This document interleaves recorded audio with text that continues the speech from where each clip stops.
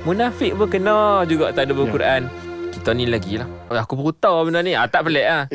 Dia kalam Tuhan kan. Banyak benda yang kita akan baru tahu. Muka surah 69 yang pasal tadabbur wajib ke atas manusia.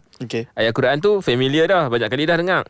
Afala yatadabbaruna al-Quran walau kana min 'indi ghairillahi lawajadu fihi ikhtilafan katsira. Tidakkah orang-orang munafik itu mentadabbur Quran?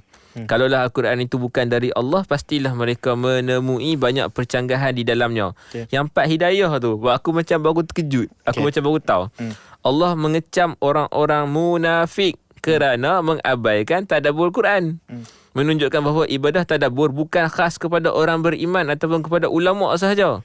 Setiap manusia wajib mentadabbur kalam Tuhan ini bagi mendulang hidayah ilmu dan takwa amal daripadanya. Munafik pun kena juga tadabbur Quran. Tambahlah aku harap kita bukan orang munafik . Ya, betul.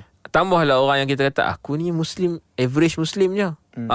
Average Muslim pun kena lah. Kalau munafik pun nak kena tadabbur Quran, Allah seru mereka untuk tadabbur. Kita ni lagi lah. So dapatkan buku ni, start journey tadabbur tu.